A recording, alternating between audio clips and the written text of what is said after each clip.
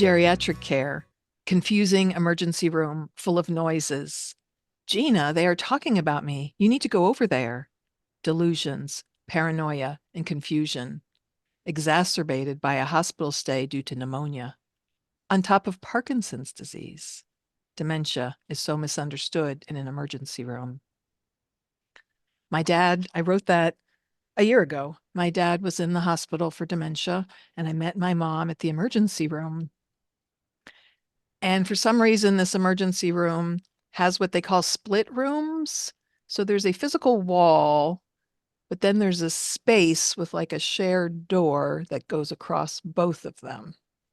So more than once, they put my dad into one of these rooms. Every other time I've been to the emergency room for other experiences in our area of Charlotte, you're in a separate room and there's walls and there's a door.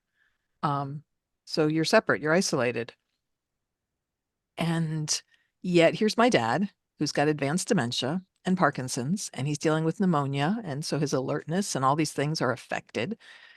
He went via ambulance, laying on his back after one of the times he passed out. I'm trying to remember the different situations.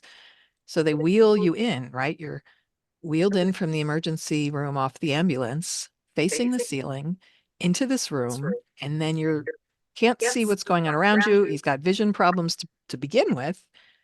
And I walk in, and my mom's telling me he's upset, he's excited, he's anxious about things. And I'm noticing that the doctor or someone is next door with another patient, and they're having a conversation over there. And my dad's hearing this because his hearing is somehow tuned in more so than his other senses.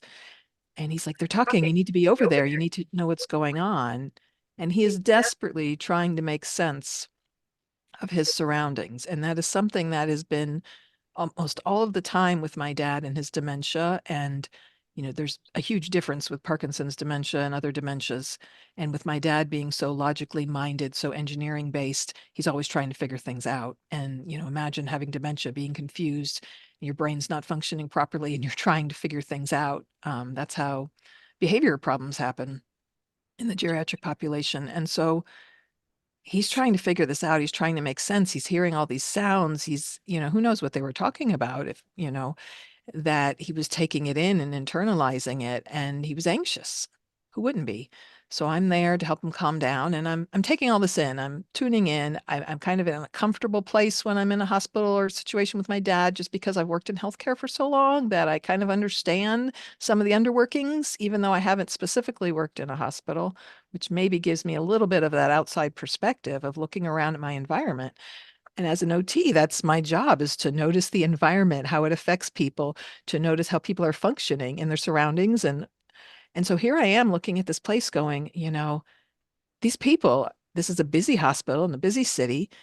They're doing their job by effectively running in, running out. They have a lot going on. I think the one time before I got there, there had been police there, and there was just all this commotion because it was, who knows what that situation was about, but about that they needed police in the building. So my dad hears all this. He thinks he got in trouble and he did something illegal. And so just all this commotion going on. And so these healthcare workers, these doctors, these nurses, all these people are really trying to do their job. And in that setting, when it's that intense, they're having to just literally jump in. Okay, I'm going to get the blood work and jump out. And a lot of times they're not um, introducing themselves, or they're doing so in such a quick way that it can leave anyone with slight hearing issues or slight confusion, fatigue, to miss that. And it can be very unsettling. And so I'm observing this. I'm seeing my mom. She's exhausted just from being a caregiver, even though she's fully cognitively intact for an 80-year-old. And I'm observing all these things going on. And I'm going, wow, this environment is terrible for anyone who's older. And so many older people, talking 65 plus geriatric population, going to the hospital. So many people.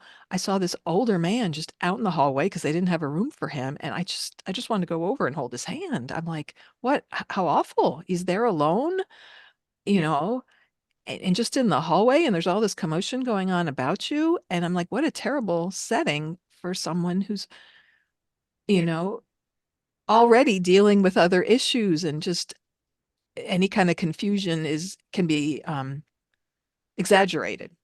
So just realizing that this is not set up well for the geriatric population, and in particular, people with dementia. I could say the same about children too. It's just not set up. And so I'm helping my mom interpret what's going on, and being sure to ask the questions and paying attention to who's coming in to speak. And just as simple as, was that the doctor, or was that the nurse, or was that someone from intake? Um, these people don't introduce themselves. The best communication we had was the transport person who I guess had more time on his hands, so to speak, that he made a human connection and interacted and told us what his name was and had the time to just, it was even just a couple minutes. It wasn't very long, but that connection is so missing in these settings. And I wanted right there and then to just revamp the system and start writing how this could be different and more effective for people. So, hello, this is Don And this is Gina. with Focus Healthy Family. And this is podcast number 114. And today we're talking about digging to the roots of communication. But we'll pause before we go into that.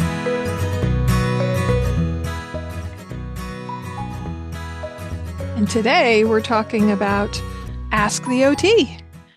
This is a new program that we're starting where you're going to be able to connect via online, via phone call, Zoom, and ask questions about dealing with elderly parents or loved ones and navigating that journey and incorporating different components, dealing what if your parent has dementia and how are you supposed to get them to listen to you and follow through, and you got to get them out of their house, but they're resistant and yet they can't follow what you're saying and understand. Or maybe you're wondering, does my dad have dementia? Why is he doing these funny things? What's going on? So we're building a community of support.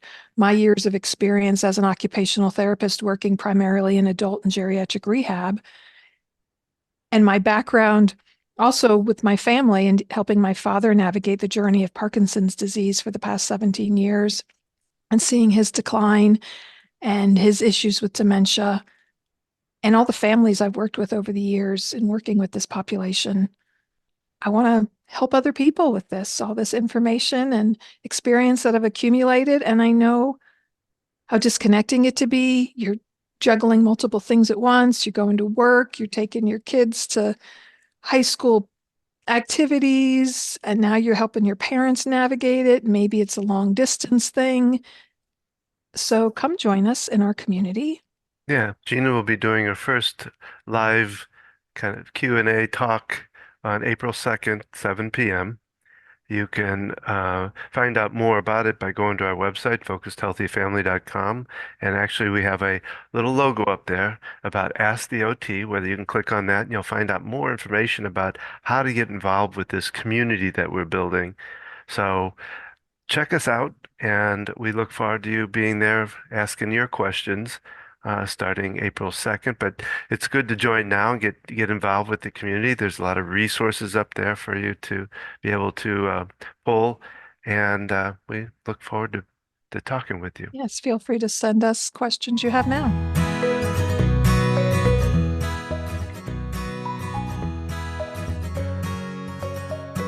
And I think we're back. We're talking about, well, I think the focus is kind of grounding.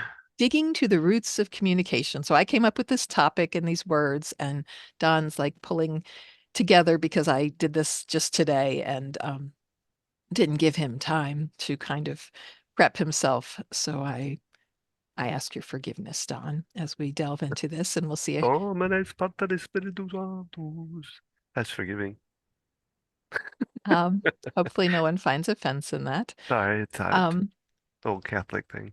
Um, and so I will try to do my best to stay focused. And so I shared this story. I had written a blog a year ago based on this experience, and I kind of added more to it with not only my dad, but my child who was dealing with health issues, and just kind of my reflection on that, and just that whole idea of, I can still hear him, Gina, they're talking about us. You need to get over there. Just his urgency and intensity of wanting to figure it out, and yet he's confused, and yet he thinks he did something wrong. And we label him delusional, and yet, well, he hears police noises. I mean, this whole thing started, I think, because of behavior issues. I mean, my dad, when he gets sick, he'd have behavior issues. He would go outside, he'd try to run away, he'd say, they're trying to hurt me. And so he's like hearing this going, okay, I did something wrong and I'm sorry. And please let me go home again. I apologize. So it's like, and it's understandable. It's like, yeah, there's some delusional part, but there's also grounded in some real things that are going on in his environment that he is taking in. And we're not realizing the power that those things are having on his ability to function and his ability to remain calm in the situation. Working in geriatrics for so long and seeing behavior issues in people with dementia, and even sometimes just people going through surgery, things that can cause confusion, infections, all these different things can contribute to confusion. The cat is biting at my cord here. And that you can often step back and say, what led up to the behavior? What was going on? There was a trigger somewhere, you know? I mean, things can kind of happen maybe out of nowhere, but you can go back far enough, there's something that led to it.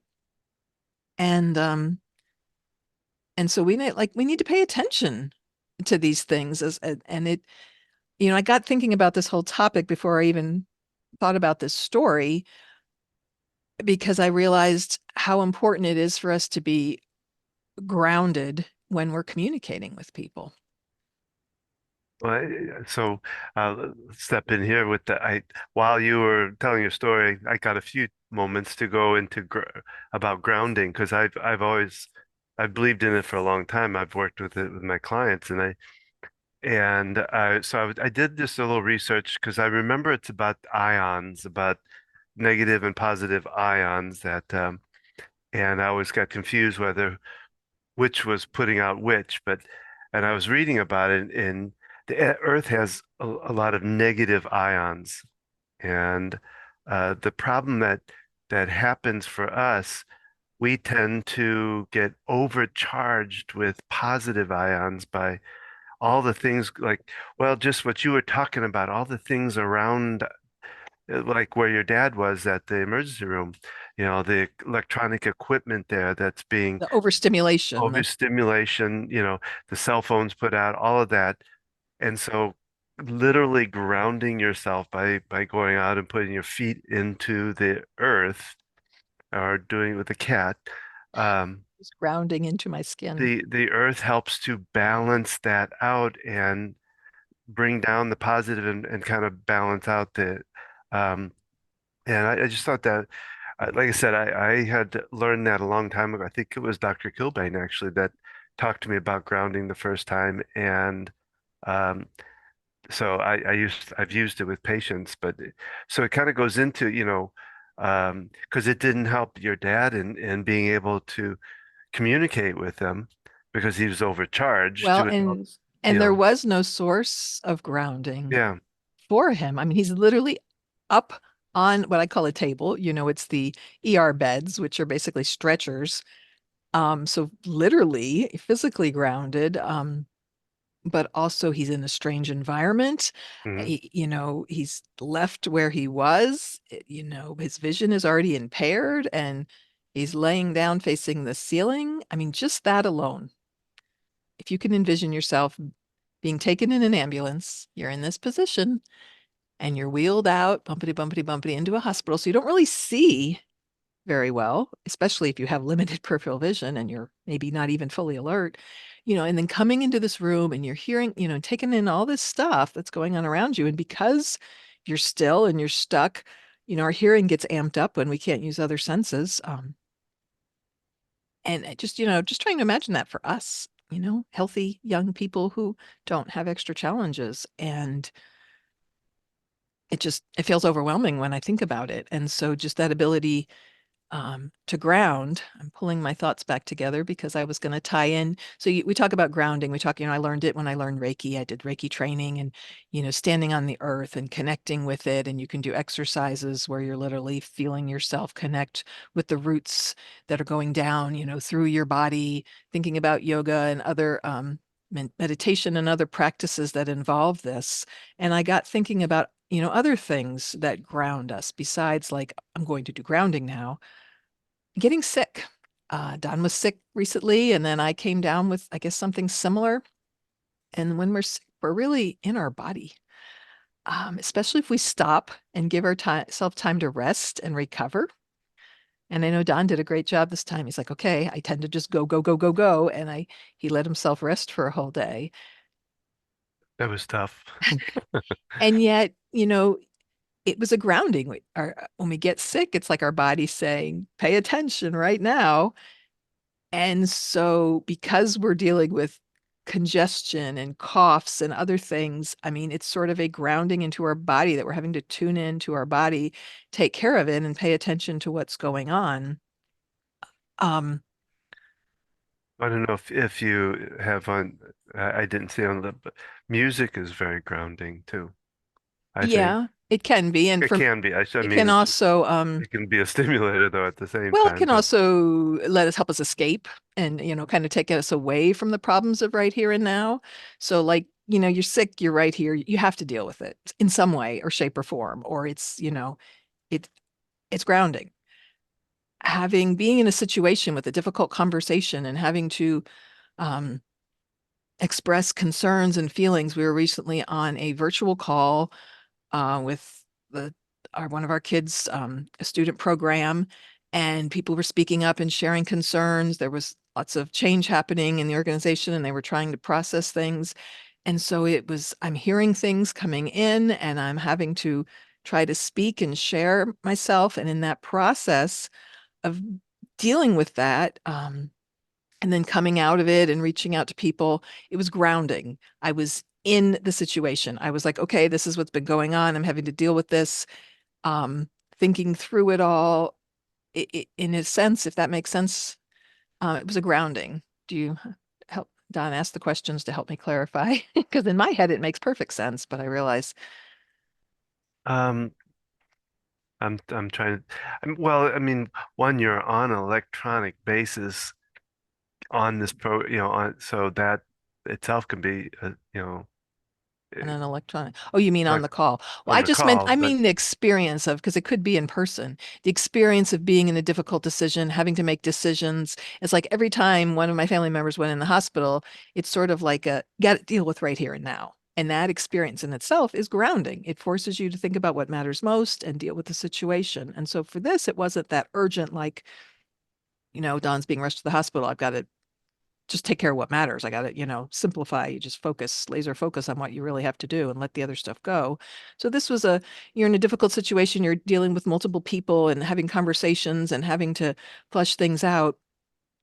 You have to be right there in the moment and you got your emotions that are coming up. And so just being in the experience, I guess, and being part of it can ground you. It doesn't necessarily, but for me, because I processed afterwards, I did some journaling afterwards, I did some thorough thinking through it, that whole process, I found grounding because, like, I think about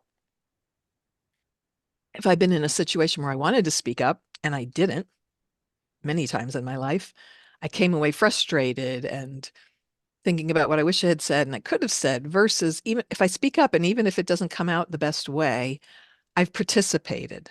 And because of that, it's bringing me back to, okay, I said this and I heard someone say this, and I like how they communicated better. So I'm just that whole process of going through it and the reflection afterwards was grounding for me. yeah, I guess Am I'm I a little sorry. I too just philosophical in this no, idea? it just I'm having a hard time kind of realizing that or seeing that. I don't know that I see it for myself. I guess So I'm I'm trying just, to, yeah, I'm trying to put it is it into a okay to sip. be the counterpoint on this, or not necessarily counterpoint, but Well, just that no, I'm not sure.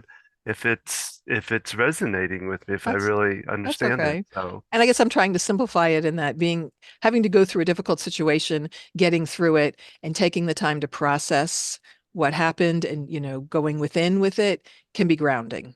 Just going through an experience and not just going through it, but then the the after process. process of it and, coming to like decisions afterwards, just kind of that I whole, because then I would say it would be the process that would be the grounding part of it in my thoughts anyway, yeah, just versus the because in the online on the program when you're on the program in the program whatever how in the meeting in the meeting. online you're getting a lot of energy of Right. the energy of a lot of people. It's like being bombarded with positive Right. ions, kind of So it's in a way. more about, and in some ways, it's because I spoke up that sort of helped ground Yeah, me because I participated. it's like you touched It helped set or some grab roots metal. If in a real like a well, they in the article I was reading, they talked about it's almost the example of they ground a gas tank so that it won't explode because over too many ions, too much energy to that could cause an explosion.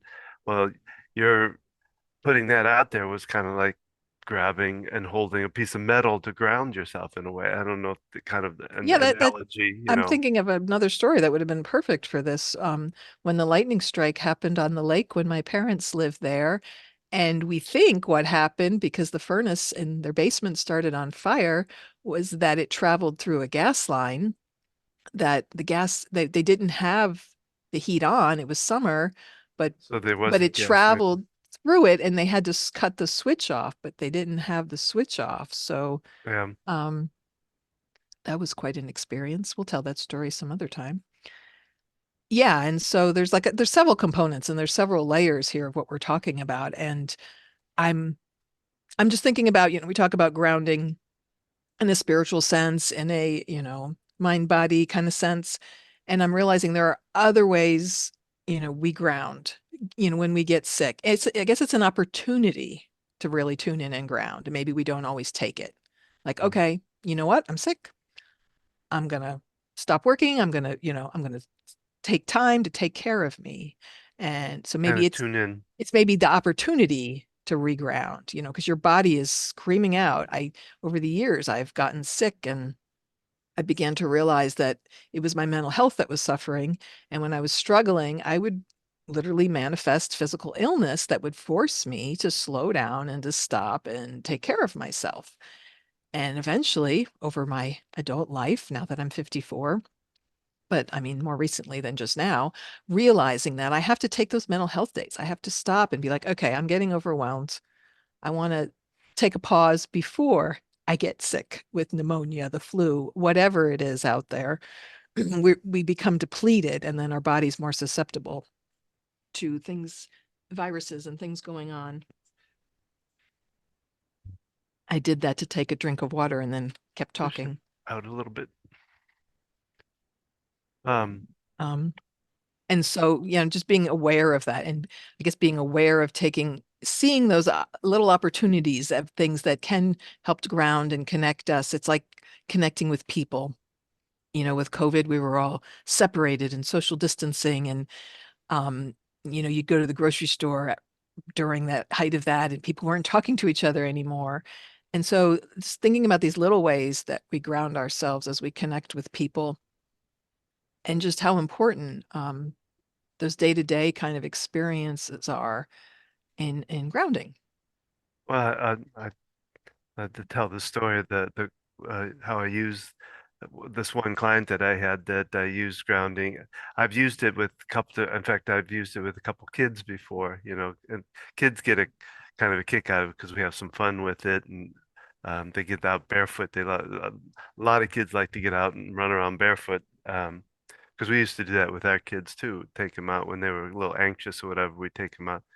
But this one client I had, with my tapping process, then the coaching I do, she she would come in and she set it up for like 6 or 7 sessions with me, and she came in the first first four, maybe five sessions we had, um, just wasn't clicking for her. Nothing, I was, like I said, I was glad she had pre-signed up for six, I think it was six sessions, because otherwise she probably would have given up because she'd come in just about every evening when she'd come in for her session, she'd plop down in the chair, she'd kind of cross her arms and look at me, and she goes, "This stuff just isn't working." And so we just continue to work. But I had this kind of, I don't know, premonition or vision or something like that on after, I guess it was about our fourth session, that I should ground this person. And so the next session when she came in, I Just already to had, clarify, I should help her to ground, yeah, use grounding techniques oh, as opposed to you're grounded. oh yeah, no, no, not punishing her.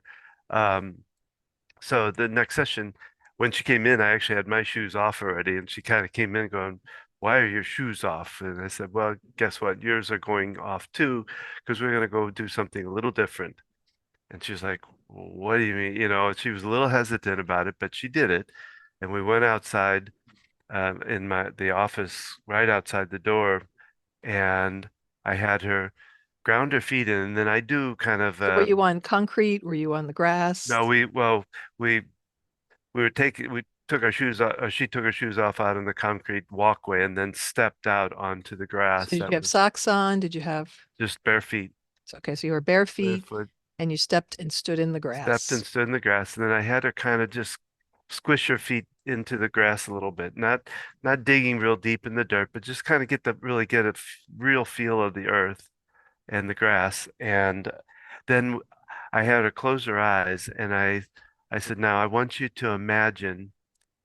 And with her, I believe I used light. I just said, imagine the Earth's energy is a bright light, and it slowly fills your toes up, and then it slowly goes up your ankle. I had it go all the way, and just I had her imagine to fill her entire body with it. And as she was doing it, I was having her tap too. And then as she got to the top, I had her throw that energy out and had it. And so I said, now we're going to connect to the universe with it. So we're connecting the universe with the earth through you. You're the conduit, Conduit. conduit for it. And it took only like 5 minutes. And I had her doing the tapping as we were doing it. And we finished, we put her shoes back on, we went inside. Now, like I said, every session up to this one, we'd do the tapping and nothing would come out. There was just I couldn't get her to She wasn't express she wasn't releasing. It letting go anything. The wasn't allowing content the blocked, process very to work. blocked. She came in, she sat down, we started tapping, and it was like, wow, all of this stuff started coming out. She finally started to open up and release, and it was a real breakthrough for her. Um, Luckily, we had like I think one or two other sessions after that. So we didn't get as far as we wanted, but we did. The big goal was getting her to open up and start recognizing and becoming aware of what was going on. And that's what it was able to do. I was even amazed at it because I had never seen it quite in that extent, Yeah, come out. dramatic, Yeah, someone who's blocking and trying, but not really trying, and feels, yeah, just kind of blocked and stuck. It sounds like she was making an effort, didn't realize how blocked she was. And yeah, just that experience of, okay, she thought, what are we doing? But she took, okay, let's do this. And so she grounded with you. So yeah. she made an investment in it, I think, to do that, because you can resist and be like, oh, Oh, nothing. yeah. I mean, that could have not worked too, because if you just continue to block it, but she wanted to get better. She really wanted to release and get this better. And so I think you're right. She was very open to whatever, trying whatever. And so these tools, like, the story I love that you're telling, it's really powerful, right? And then, okay, you've been tapping all along with her, you've been working with her before, and now after doing that, and how simple. I mean, how much time did you guys spend outside grounding, Oh, it was under 10 minutes, you right? know.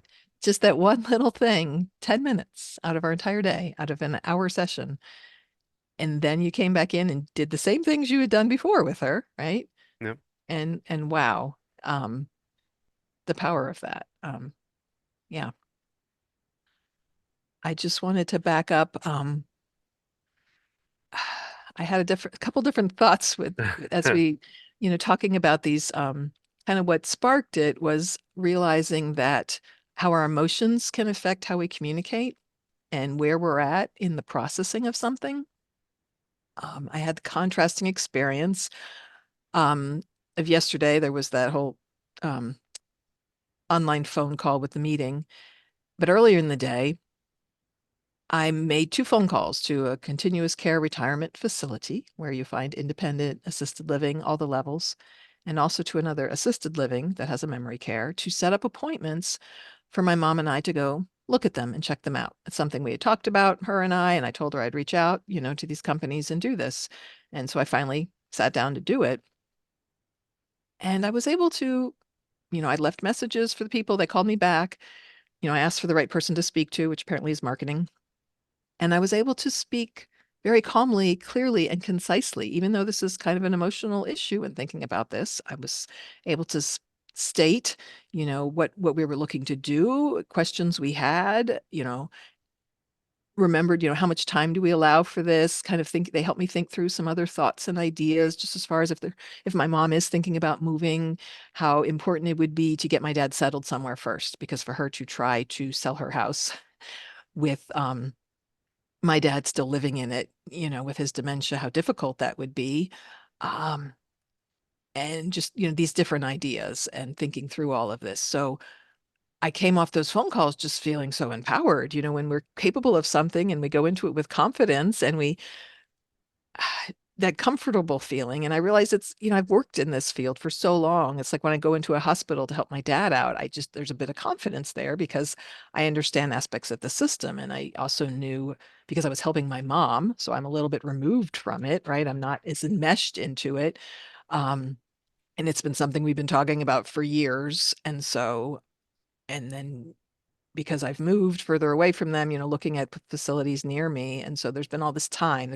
I've had the time to reflect and process, and there's been many discussions around these topics because for so long I really wanted my dad to be home and have in-home care as long as possible, and just seeing the benefits of that. And there was sort of a tipping point over the past year or so where I realized, okay, maybe this is too much on my mom, and maybe, we need to look at these other ideas. And my mom even, started thinking about it. And so I have the contrast of those conversations and the confidence, and then being on this meeting and wanting to speak up and choosing to do so, and then going, wow, that sounded really emotional. And I could feel the emotion in me. And when I get emotional like that, I'm kind of in this different place.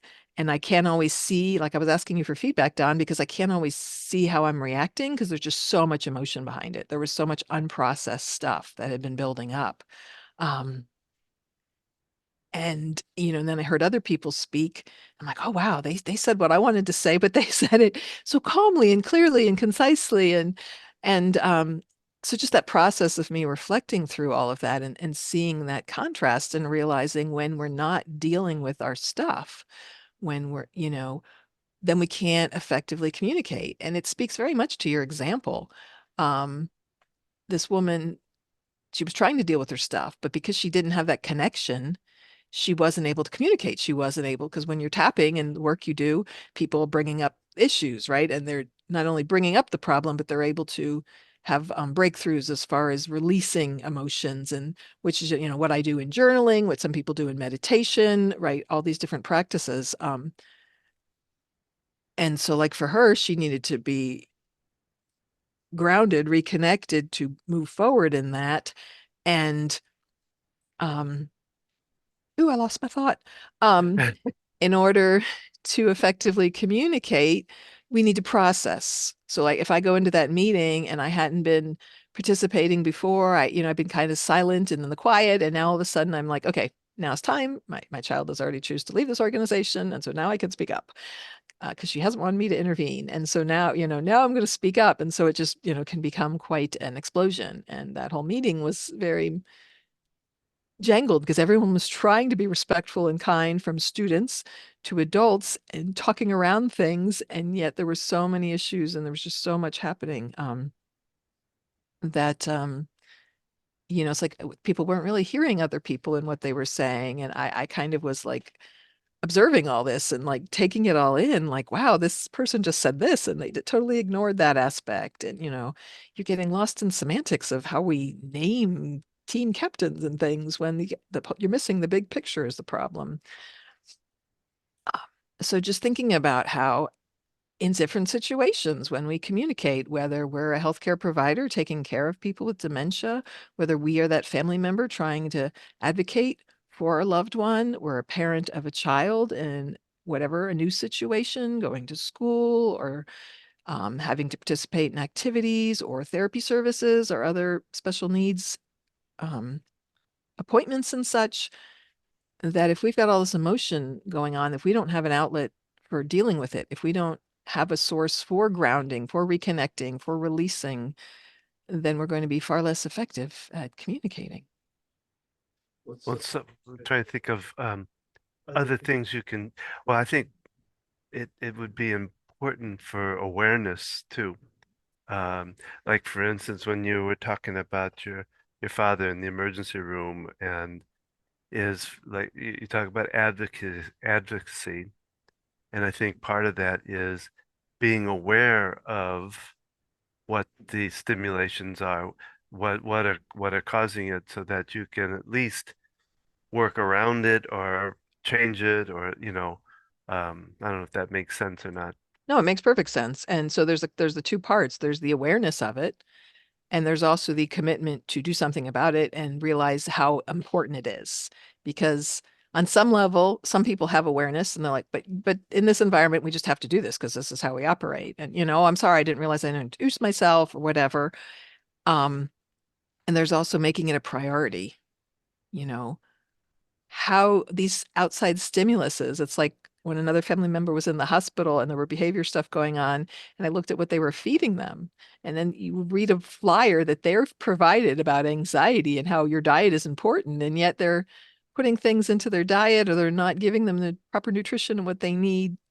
Um, and so there's this disconnect with how much this stuff really matters. You're in the emergency room and you're like, okay, this person, can't breathe. We got to deal with that. We got to address that. Okay, now I got to run over here because this person's bleeding and we got to, and then, oh, there's all this paperwork that's got to be filled out in order to make this next step happen, in order to get the x-ray, in order to get up to surgery. There's all this fluff and um, processes and procedures that have to be dealt with. And so trying to be efficient, and yet if we can't stop and rethink the system and be willing to be like, okay, we realize we can't make this perfect, yet there are pieces of this that are adding to our problem, that are contributing to the problem. Mhm. And you have to be willing to make a change. We saw that in an organization where the leaders did not appear willing to make a change. They were asking for ideas from people, but were they really ready to embrace it and to admit, okay, yeah, I agree with you, yet I don't know how that can happen, and we still get done what we need to get done. And so there's that idea of, well, there's just no other way to do this. This is just the way Well, it is. This is the way it has to be. We can't, yes, it would be nice, but I think it's a matter of recognizing what you can control and what you can't control. And when it comes to the things that you can't control in the environment or external, how do you help control it for yourself or for the person that you're caring for? In other words, like for your dad is, okay, I can't change the fact that these people are in this other room making noise and doing that, whatever, but what can I do to help my father and to cope with it better or to deal with it better? So being able to, one, again, awareness, what's going on, and what aspects of that can I do something about, Mhm. and what aspects I can't do anything about, but I can help my father, help the person I'm caring for Right. to deal with. And by talking to him, Well, and distracting him, or what, so yeah, there's two components there because that's what I did. I mean, I saw that that was going on. I had the awareness, and so I was able to help. I knew what to say to my dad and to help calm him. And what I wanted to do is say, hey, this is not an ideal room for him to be in. And yet I knew they were so busy that that wasn't the time. And that's where I wanted to, those are the kind of things like, why is it that there are other rooms that were private? Why was, he put in this room? How difficult is it to move people? They're on this bed. It's easy to scoot things around. I mean, and if it could make a huge, how did this happen? How did we wind up with him in this room? Is this just a policy that this is where geriatric, I'm not sure. I don't even know, or if it just happened to be that was what was open. So kind of asking those questions, but someone's got to be willing to engage in that and ask those questions even because um, many people that work there might have had that thought, but yet, oh, well, they're whatever. We've got more important things. And yet this should be important. Being able to communicate with someone and helping them feel comfortable should be important. Yeah. Healthcare, we're caring for someone. That's got to be important. And it really boils down to communication. And we need to be aware of how all these things impact communication. And sure, you can't change everything, but certainly coming up with ideas, having a session to talk about it, or even just bringing someone in to educate so that maybe there is that one person who does make that effort and can make a huge difference, just like the transport guy. I appreciated, I think my mom did too, that the connection that they made and that they took the time to introduce themselves.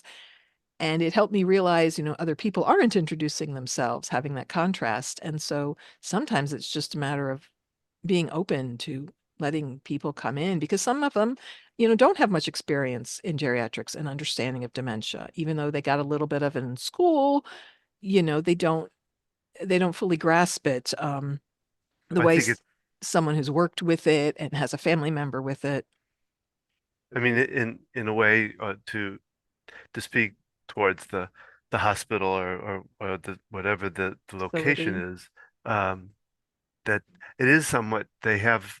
So, because we've dealt with on the emergency room side of it, children's side of it, and even a behavioral children's side of it. So they're trying, they're compared to years ago when you probably had one emergency room And yet per years life. ago, people had more time to spend with patients. Yeah. So I mean, Yeah, yeah. I'm just trying to look at Well, that because there is like some our one progress, and we hospital just has got a separate children's wait, ER versus an adult ER. So it's not that they haven't done things to so make we just got to progress keep with this. working with Well, keep. but and there's pieces that are missing. And Yeah. Don and I, we talk about and this is kind of what makes our practice different and what our focus is that communication piece, because I can give you all the information you need to go research facilities and make decisions about caring for aging loved ones.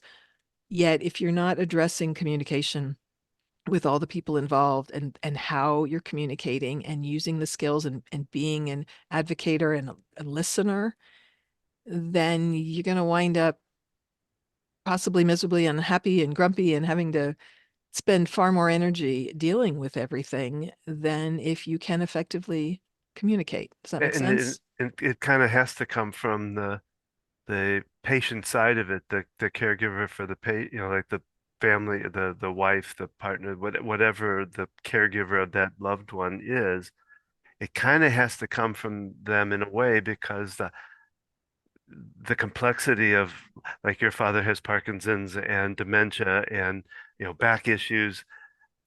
Every patient that comes in has different combination of things going on for them, that it's hard for a hospital person to be able to address all of those or understand all of them. You have to advocate for yourself, So you is have what to you're advocate. saying. Well, what I'm trying to say is that you want communication on the hospital side too, but you also need to help them to understand what's going on for that person the loved one you're dealing with, Yeah, the so they can change their communication to fit that person. Because like I say, each patient they communication see, needs to be improved both ways. Is that what you're saying? well, I guess it's like it's talking about the complexity of each person is going to be so different that it's going to be hard for hospital staff to necessarily know it all. to be able to gear specific to that. I don't know. And I guess I don't feel like in some aspects it's not a matter of knowing it all. Some of it is just common care Well, yeah, and there is concern some of for that. them as an individual. And okay, this person's older, they have some confusion. Okay, okay, are they in a room where they're going to be hearing? Is it overstimulating? Okay, we have this, protocol for minimizing overstimulation. Bam, it's really less complex and can be really more general and generic. But I would think there would be some, like there'd be part of that is still there's some specifics Well, though sure, for but each that's person. where I'm there, with my dad and having somebody Yeah, well, there. And that's what I'm if you talking don't about. have a person there, you have an advocate. You have someone appointed as an Yeah, advocate. and And yet there's some really simple, basic things that can be done that would cover, lots of situations. well, yeah, no, I get that. I just I think to for a person coming in with their father or with their spouse, whatever child, even if that matter, is to make sure they can't assume that all of those things are going to, I don't know. Yeah, you have to be an advocate. Yeah, You have to speak up and ask for what they so that need. And advocacy communication is just as important too. oh Uh, yeah, and how you communicate. yes, So not only how you communicate to advocate for, because if you're just angry and yelling about versus, okay, this is what they need, having it written out, having it clear and concise. So it's about the how of the communication, the yes. the method, the ability to effectively communicate. If that, yeah, we're talking about the same thing, just kind of slight, Well, it's just not going in there assuming well, that healthcare provider is going to be able to communicate right. And I'm not, yeah, that's right off the bat my is to intention make was not that you're assuming that they if they fix their communication, everything's fine. It's like, no, the whole picture, we all need to improve our yeah. communication skills. We need to improve so that we can communicate for them, and they need to improve how they're communicating as well. It's yeah, there's got to be, multiple aspects of it. And so as we work with people who are helping an aging loved one or parents dealing with children with particular issues, helping them to learn better communication, because you're going to run into people who are not good at communicating. And so A lot of in those situations, we need to be able to step aside and know what we can do and to like, okay, that's them. That's, we need to be able to recognize that and to function despite that. yeah, And yeah. also, my patients will complain about, in the nursing home, they come in overnight from the hospital and the night staff wasn't attentive or something happened, which I mean, at night, there's very little staffing. And, oh, don't tell anyone though. I don't want to ruffle feathers. I don't want to make this worse. It's like if there is a problem and things not working smoothly, you need to communicate that to the right people. I'm always pulling the nurse supervisor in when I see these kind of concerns. And we have a great rapport on my weekend nurse supervisor and I. And because sometimes it's just a matter of having that person to listen and knowing that there's someone they can talk to and make that connection, because you can't make change if nobody speaks up and lets know what's going on. So, helping people on that end of it, helping them to know the questions to ask, helping them to, kind of understand what they're dealing with. And um, Well, and then and then the whole thing is too is for the person, the advocate, to be able to hold themselves in a grounded in a good place. So, like you say, they're not coming in angry or coming in yelling, or, because what that does, that makes it worse, because and then the hospital deems you as that problem parent. yeah, But in having those, knowing that's going to happen, you've got an emergency situation and yeah, coming into the hospital, people are going to be irrational, not be, even if they are excellent communicators, yeah. are not going to be able to come in the room and be able to handle things properly. And so realizing that, recognizing those, I mean, come on, healthcare workers, recognizing the signs that people are, oh wow, this is difficult for you.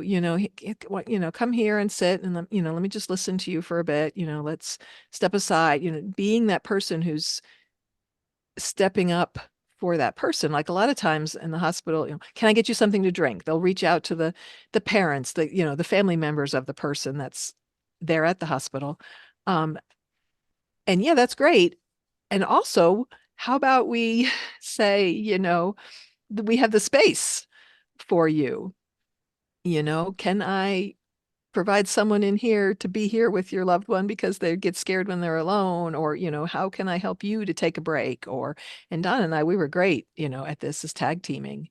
And, and I got you involved. And with my mom, that's, what we often did is be like, okay, I'll step away now and I'll go get something to eat. And at times with my dad, we had to be like, okay, he's in the hands of the hospital. They are here to take care of him. We're going to go get lunch so the two of us can process and talk without him overhearing and getting paranoid. And just realizing how important that is. Because I know for me, I can get so lost and I got to be there. I got to advocate. I got to be there when the doctor's there to know, the things to say and have the lists and things. But I'm getting so overwhelmed and then I'm not doing these other things. And it's just like take that stepping away and being like, okay, um, if I forget that, then I'm going to burn out. That's, I'm going to get drained from that experience. And then I will be less effective at communicating because I'm being drained and I'm not grounding myself. I'm not taking the moments to um, gather myself up. Um, so, yeah, um, there's so much to this, and we've covered a lot of different things Maybe, and areas. And, you maybe we know, could put this into like a, I don't know if a summary, but kind of what the message was, I guess, sure. what we're saying here. It's how important it is to self-reflect on what we have going on and to step back from situations and to like learn from them and be like, okay, you know, this experience was really horrible, yet we learned from it. All we have is what's happened, and all we can do is move forward until we figure out how to time travel, right? So we have to deal with now, and we can use everything as an opportunity to kind of reassess and how important self-reflection is for all of this, for ourselves to function, and just how important communication is. And, I think of grounding, I think of honesty, I think of openness and transparency and truth. Having that ability to center yourself and be connected with what matters in order to get the results you want. Does that make sense, Don? Is that Authentic. I don't know why the word authentic comes up for me when I talk about grounding, because it kind of brings you back to you, the real you. I don't know, that sounded weird, but that grounding is just coming back to earth, coming back to, in a Yeah, way. kind of refocusing, recentering Yeah, so that we can do the things that we need to do. So thinking about a plant, it's got to be usually in a pot or so that's it can be safe and supported, yet it's got to have decent soil. It's got to have the nutrients that it needs. It's got to have the water that it needs, and it needs space, space and room to be able to expand and grow. If you put it in this tiny little jar and it's this big plant, so it needs all these different features. And so we have to provide it the support, the grounding, and the resources, the nutrients, the nutrition it needs to effectively expand and to grow and to be its full self. So whether this is a child, whether this is us helping our parents to be the best they can despite difficult situations with illnesses and dementia and other things, we got to look at the whole picture. so Gina, what's that you hold in your hand? So I have some song lyrics, and um, Um, and I want to just share some of these lyrics. This is from the song, the band Cameo. And the song is called Roses. It's kind of become my little anthem. And if you follow me on Gina's life journey, I wrote a little blog about it. I'm just going to read the lyrics because metaphors and meanings and symbolisms, they have power for me and just the symbolism in it. And so that maybe this serves you, maybe it doesn't. But a lot's been changing lately, and I can't tell if it's me or if it's everybody else. But I'm done wasting my time on the woe is me bullcrap that's keeping me from being myself. So look around and tell me what you want me to see. Maybe you're the person that you always wanted to be, Why you want to be a sad boy, waste your time looking for something that was right here all along. I think we're getting it wrong. It's too bad. When did it get cool to be so sad? We're spinning backwards. Did we all go mad? Yeah, we're only human, but we've got hands and hearts and noses. So stop and smell the roses. So that's our podcast for today. We really hope you enjoyed it. And if you know somebody that this could really help, we ask you to pass it along. Let them know because we're out here trying to help those caregivers and those people that are caring for a loved one. If you like what you heard today, check out our coaching program, our workshops. Uh, we also have our Tuesday tips, which every Tuesday we have the podcast, a little podcast that gives a good tip for parenting. And an email that comes out that you can receive it in printed form. And, everything related to parenting our children, our parents, and ourselves, and the new community we are growing with Ask the OT and that supportive environment to get more resources, information, and have a support group. Yeah, check us out at focusedhealthyfamily.com. You can check us on Facebook, Instagram. And remember, how we speak to our children, our parents, people in our care, all those around us, shapes their future, and it shapes our present and our future as well.